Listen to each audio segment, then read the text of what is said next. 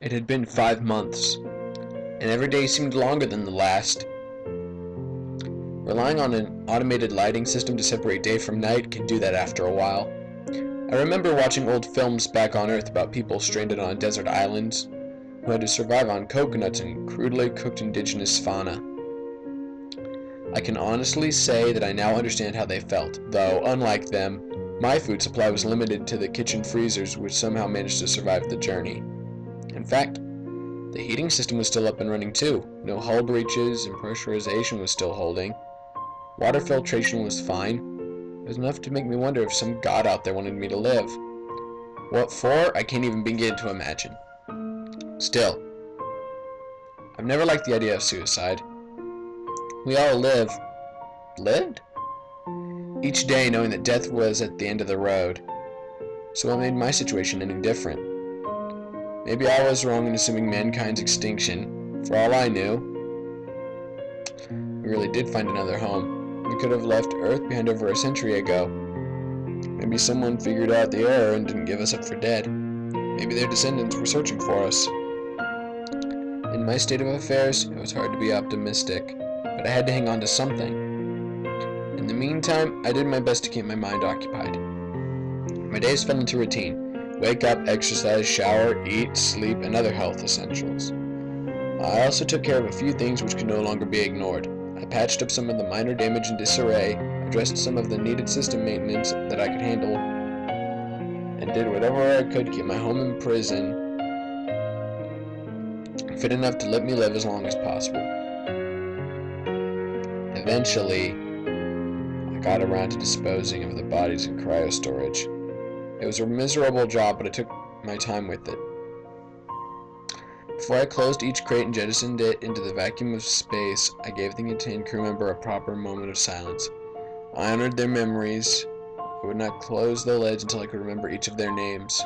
Not in a verbal sense, as their cryo-storage pods displayed their names quite clearly. Rather, in a personal sense. A sense in which I could remember addressing them. Nobody should die without a name. I saved the kid for last, James. I closed my eyes and spoke his name aloud over and over, never satisfied with how briefly the sound hung on the air. When I finally opened my eyes, I found his head turned toward me, staring at me unblinking. The sight startled me at first, but he wasn't breathing. By some final, gruesome spasm of the nerves that I would never medically understand, it was his final action. His eyes were a crystalline blue, and I regarded them for a while before gently closing them. I told myself that it had to be some final spark of the nervous system. But how could it have been? He had died months before, and I had watched his neural activity stop completely. Yet, just as I closed that lid, I swear that the low-hanging light touched and shimmered in the dampness of a single tear spilling down his cheek. That was the first manifestation of my encroaching madness. I guess its progress can be delayed for a time, but it inevitably finds you. The months crawling by, it finally started to catch up with me. I kept up my normal routine at first, but more obsessive and neurotic behaviors slowly worked their way into the mix. I'd spend nights awake, sometimes curled into a ball at the foot of my bed, sometimes in the corner. Sometimes I talked to myself, not with delusions of other people in the room, but long monologues just to fill the unbearable silence. Then, after a while, the monologues became conversations.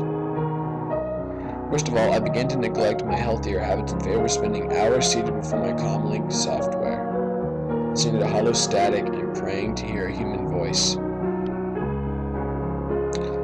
I would cycle through frequencies in a desperate search for some type of connection. Any connection.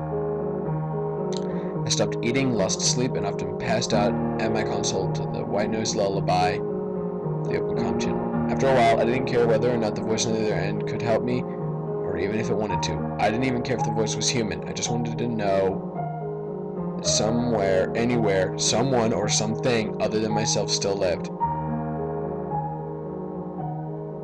And I regretted it from the moment I heard that first ghostly whisper.